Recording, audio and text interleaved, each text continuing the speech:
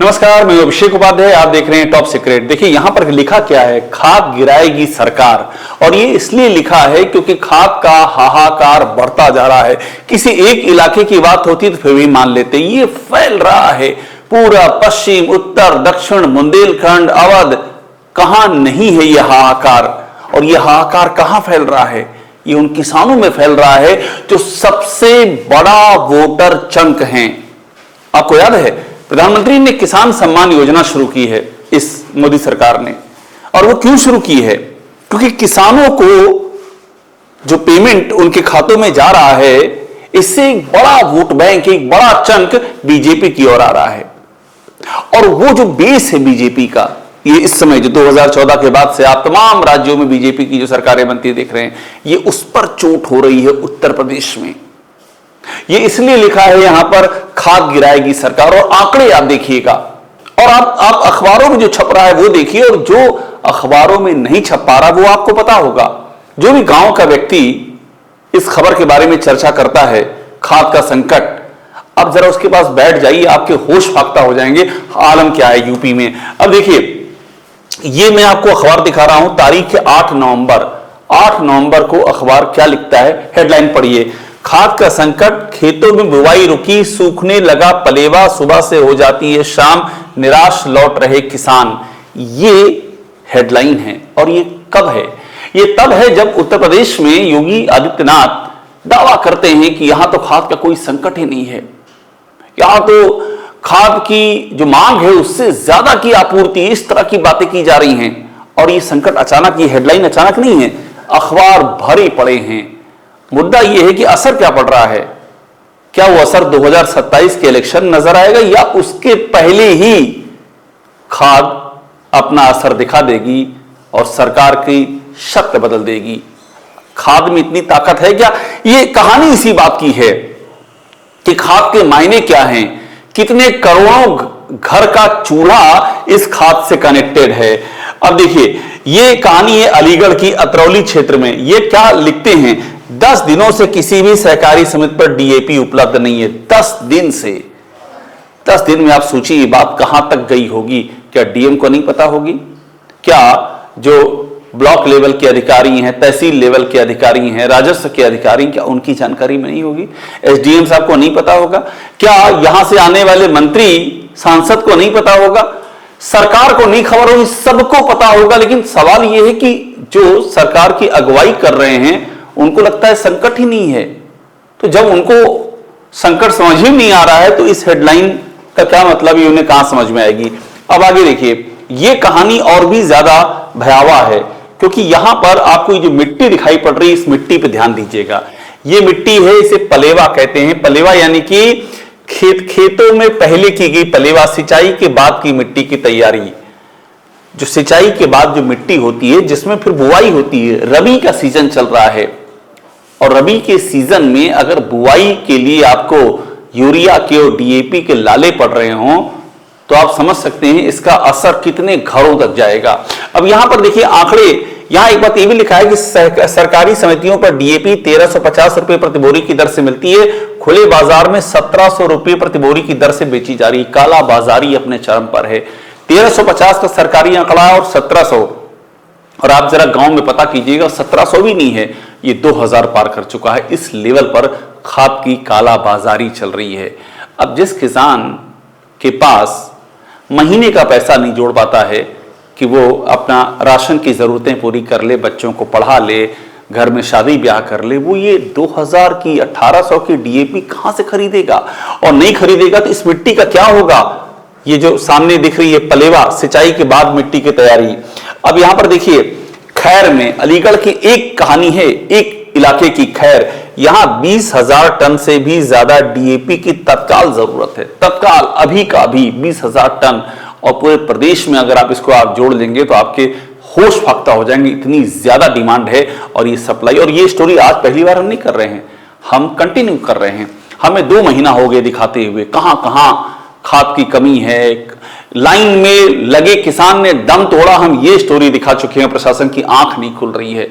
सुबह 5 बजे से 4 बजे से लाइनें लग जा रही हैं।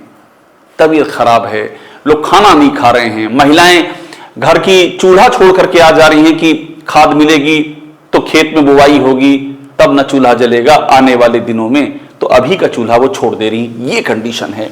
अब इसके आगे देखिए, ये यूपी प्रदेश में खाद की कमी के बीच जांच के लिए जिलों में उतरेंगी टीमें, आ रही है खाद न मिलने की शिकायतें। अब ये कह रहे हैं कि हम जिलों में जांच करेंगे, 6 नवंबर की स्टोरी है, जिलों में जा करके हम जांच करेंगे खाद न मिलने की शिकायतें। अब ये जांच पर है सरकार। मैं जो स्टोरी ये है का क्रक्स है कि क्या सरकार गिरा देगी खाद, उसकी कहानी यही है कि अभी सरकार को समझ ही नहीं आ रहा। जैसे कि मोहम्मद बिन तुगलक का दौर था दिल्ली में, जब सुल्तान था मोहम्मद बिन तुगलक, उसके जमाने में उसने कहा कि राजधानी दिल्ली से नहीं अब दौलताबाद शिफ्ट होगी, और पूरी दिल्ली को कहा कि यहां कोई नहीं मिलेगा, सबको दौलताबाद चलना पड़ेगा, और जो यहां रुका उसकी जान खतरे में है। सब चल दिए, कुछ रास्ते में मर गए, कुछ वहां पहुंचे, वहां बीमार हो गए, और कुछ दिन बाद सुल्तान को समझ में आया कि नहीं दौलताबाद तो हम वो गलत आ गए, दिल्ली तो मेन सेंटर था, तो उसने कहा चलो वापस। तो कोई वापसी के लिए वहां पर लोग ही नहीं रह गए थे, जान जा चुकी थी, और जो कुछ रहे वो जाने की स्थिति में नहीं थे, वो वहीं बस गए। इस तरह के ये उदाहरण इसलिए दिया कि इस तरह के जो फैसले लिए जाते हैं उसमें सोचा भी नहीं जाता है असर क्या होगा। अब ये जांच के लिए टीमें उतरेंगी जब रबी की फसल की बुआई का समय आ गया, और ये खरीफ के समय से मुद्दा चल रहा है, आप जांच नहीं कर पाए तब से अब तक। इतनी रिपोर्ट अखबार में छप रही है, लोग बता रहे हैं, किसान संगठन उठा रहे हैं, और आपके पास फीडबैक नहीं। कैसी सरकार है ये? और इसीलिए कह रहा हूं कि ये खाद का हाहाकार इस सरकार को बदल देगा का, चूंकि ये जानकारी दिल्ली तक है, ये भी मैं भी आपको बताऊंगा। मगर आगे कहानी सुनिए। कहानी ये बता रही है कि अब ये देखिए, ये सरकारी आंकड़े देखिए, ये आंकड़े आपको हैरान करेंगे। सरकारी आंकड़े कहते हैं कि 25 लाख मीट्रिक टन खाद उपलब्ध है। ये 25 लाख मीट्रिक टन खाद उपलब्ध है तो कहां रखी हुई है? वो कौन सा रहस्यमय गोदाम है जहां ये रखी हुई है और उसकी चाबी खो गई है, मिल नहीं रही है कि कैसे उस गोदाम को खोले? ये क्या मजाक हो रहा है?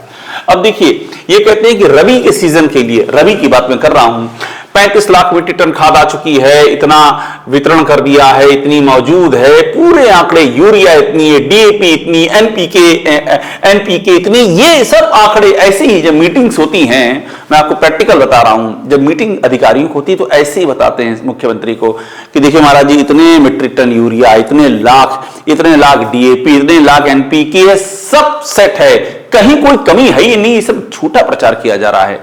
और ये तब होता है जब अखबारों में खबर छप रही है कि लाठीचार्ज हो रहा है किसानों पर, लाइन लगाए हुए हैं, हाहाकार मचा हुआ है, जान जा रही है उनकी, लेकिन तब भी अधिकारी वही बता रहे हैं जो आंकड़ों की बाजीगरी है। और सीएम को लग रहा है यही सत्य है। क्योंकि देखिए सीएम क्या कह रहे हैं, इस पे पहले आ जाते हैं। यूपी में खाद की कोई कमी नहीं है, अगर कालाबाजारी करी तो ये हो जाएगा, वो हो जाएगा। ये सीएम योगी आदित्यनाथ ने किसान से अपील की, खाद की कोई कमी नहीं है। ये लाइन कोई सीएम कैसे कह सकता है? इतनी खराब स्थिति है। ये लाइन वही सीएम कह सकता है जो जमीन से कटा हुआ है, जिसके पास कोई फीडबैक नहीं होता है। यही योगी आदित्यनाथ, आप याद कीजिए जब कोविड का दौर चल रहा था तो इन्होंने बयान दिया था कि भाई दवाओं की कमी ना ऑक्सीजन की कमी है, लोग मर रहे थे, शमशान गृहों के बाहर लाइन लगी थी शवों की, दाह संस्कार करने के लिए लकड़ियां कम पड़ जा रही थी, नदियों में शव प्रवाहित किए जा रहे थे। इतनी खराब स्थिति सबको दिख रही थी और ये तब भी कह रहे थे दवाओं की कोई कमी नहीं, ऑक्सीजन की कोई कमी नहीं। तो कहानी वही है कि जमीनी सच्चाई का कोई जानकारी नहीं, कोई ज्ञान नहीं। सवाल यह कि आप हैं क्यों सत्ता में? और मैं इसीलिए कह रहा हूं, और ये समय इंपॉर्टेंट है, बिहार का नतीजा आने वाला है, यूपी में बड़े परिवर्तन के आसार हैं। तो क्या खाद ही वो वजह है, सबसे बड़ी वजह आज की तारीख में, जिस पर इस परिवर्तन की सबसे बड़ी गवाह बनने जा रही है क्या?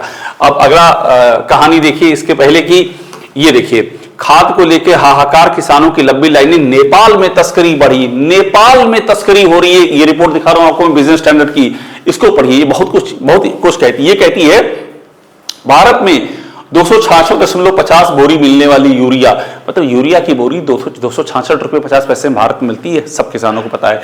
लेकिन नेपाल पहुंचते ही 1500 से 2000 की हो जा रही है। नेपाल के सीमावर्ती जिलों में जमकर खाद की तस्करी, ये भी आज की कहानी नहीं है, ये चली आ रही है, अखबारों में लगातार छप रहा है। बहराइच में छप रहा है कि भाई बॉर्डर से लेकर चले जा रहे हैं, सिद्धार्थनगर में छप रहा है, पीलीभीत में छप रहा है, लखीमपुर खीरी में छप रहा है, जो महाराजगंज में छप रहा है, ये सब पास के जिले हैं और वहां से खाद लेकर के नेपाल में जा रहे हैं और 8 गुना, 9 गुना, 10 गुना दाम पर बेची जा रही है। यहां खाद नहीं मिल रही है, सरकार इस पे भी लगाम नहीं लगा पा रही है। सवाल ये उठ रहा है कि अगर आप कुछ नहीं कर पा रहे हैं तो आप क्यों सत्ता में बने हुए हैं? इसीलिए मैंने कहा खाद बदल देगी सरकार। और अब ये आंकड़ा देख लीजिए, रबी सीजन में बुवाई की रफ्तार तेज। ये रबी सीजन आ चुका है, बुवाई तेजी से हो रही है। गेहूं, दलहन, तिलहन में बढ़त, धान में गिरावट, मौसम ने ऐसे दिया किसानों के साथ। ये ओवरऑल खबर है कि क्या लेवल है बुआई का और खाद नहीं है। सोचिए क्या होगा इन हालातों में फसल का। यहां पर गेहूं की बुआई में 3.34 लाख हेक्टेयर में बुआई हो चुकी है। पिछले साल से 1 लाख हेक्टेयर अधिक है। 1 लाख हेक्टेयर क्षेत्र में गेहूं की बुआई हो रही है। क्या होगा गेहूं का जब ये स्थिति है? आगे आप देखिए, दलहन श्रेणी में भी इस बार सबसे ज्यादा बढ़ोतरी हुई है। 20.77 लाख हेक्टेयर दलहन की बुआई की गई। पिछले साल के 16.5 लाख हेक्टेयर से 4.5 लाख, करीब 4.5 लाख हेक्टेयर दलहन ज्यादा हुई है और मोटा अनाज का रकबा भी बढ़ करके 44,000 हेक्टेयर ज्यादा हो गया है। कंटिन्यू ये जो आप देख रहे हैं आंकड़े, ये बता रहे हैं कि स्थितियां क्या हैं। ये आंकड़े बता रहे हैं कि किस तरह से किसानों के सामने जीवन मरण का संकट हो गया है कि अगर खाद नहीं मिलेगी तो क्या उगाएंगे, तो क्या खाएंगे, बच्चों को कहां पढ़ाएंगे, बेटियों की शादी कैसे करेंगे और कैसे जिंदा रहेंगे। ये वो प्रदेश है जो कि बुंदेलखंड का इलाका खास तौर पर आत्महत्या के लिए, किसानों की कर्ज में डूबे किसानों की आत्महत्या के लिए कुख्यात रहा है। तो ऐसे में ये क्या कर्जा नहीं बढ़ाएगा उन पर? और बिहार के इलेक्शन के बाद यूपी में क्या होने जा रहा है, एक बड़ा बदलाव होने की संभावना है। और ये जो स्थितियां हैं खाद की, ये बता रही हैं कि सरकार बदलने का, ये सरकार का चेहरा बदलने का सबसे बड़ी वजह ये खाद संकट ही हुआ जा रहा है। और दिल्ली को ही नहीं पता है, ये आरएसएस को भी खबर है। आरएसएस का जो किसान संगठन है वो पहले ही ऐलान कर चुका है कि हम हर एक ब्लॉक में आंदोलन करेंगे, ज्ञापन देंगे इस खाद के संकट के खिलाफ। आरएसएस का सोचिए किसान संगठन, और ये अखबारों में भी छप चुका है, फिर भी सरकार को समझ नहीं आ रहा है। तो सबको समझ आ रहा है कि नींव हिल रही है इस सरकार की, और नींव हिलाने की सबसे बड़ी वजह ये खाद संकट है। इसीलिए आने वाले कुछ समय बहुत ही महत्वपूर्ण है। खाद गिराएगी सरकार, ये सवाल लगातार कायम है और इसी सवाल की रोशनी में आने वाले वक्त की दशा और दिशा दोनों तय होगी। टॉप सीक्रेट देखते रहिए, लाइक कीजिए, सब्सक्राइब जरूर कीजिएगा।